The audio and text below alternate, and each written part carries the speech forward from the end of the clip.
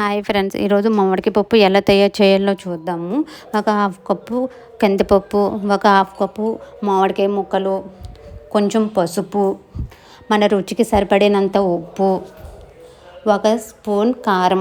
మన మామిడికాయ ముక్కలు పులుపుని దాన్ని బట్టి మనం కారం అనేది మనం యాడ్ చేసుకోవాలి.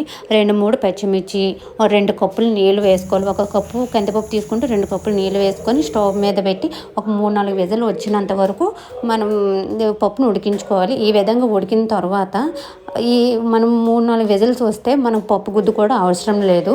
ఈ విధంగా గరిటతోనే స్మాష్ చేసేసుకోవచ్చు. మెత్తగా అయిపోతుంది. చూసారా ఎలాగ మెత్తగా అయ్యిందో. ఈ విధంగా ఎక్కడైనా సరే పప్పు కొంచెం ఉంటే స్మాష్ చేసుకోవాలి. ఈ విధంగా చేసుకోవాలన్నమాట. ఇలాగ స్మాష్ అయిన తర్వాత కడాయి పెట్టి ఆయిల్ హీట్ అయిన తర్వాత పోపు దినుసులు వేసుకోవాలి. ముందుగా అయితే ఆవాలు వేసుకొని కొంచెం చిటపటలు ఆడాలి. ఈ విధంగా చిటపటలు ఆడిన తర్వాత మినపగుళ్ళు వేసుకోవాలి. మినపగుళ్ళు అనేవి కొంచెం బ్రౌన్ కలర్లో వచ్చేంత వరకు వేయించుకోవాలి.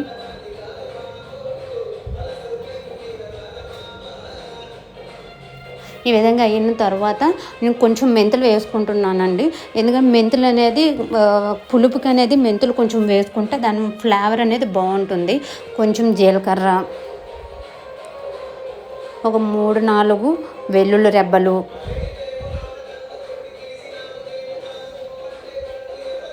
ఈ విధంగా వేయించుకోవాలి ఆయిల్లో. కొంచెం కరివేపాకు,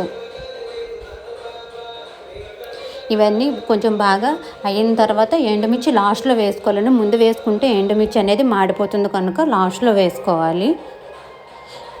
ఇలాగ వేగిన తర్వాత మనం ముందుగా ఉడకబెట్టుకున్నాం పప్పు ఏదైతే ఉందో దాన్ని ఈ పోపు దానిలో వేసుకోవాలి. తాలింపులో విధంగా వేసుకొని బాగా కలిపి పెట్టుకోండి.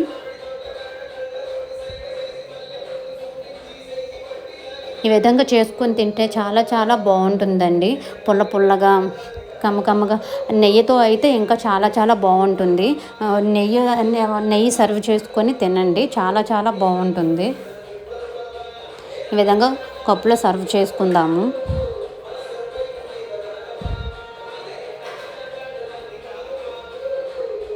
చూసారా ఎంత బాగుందో.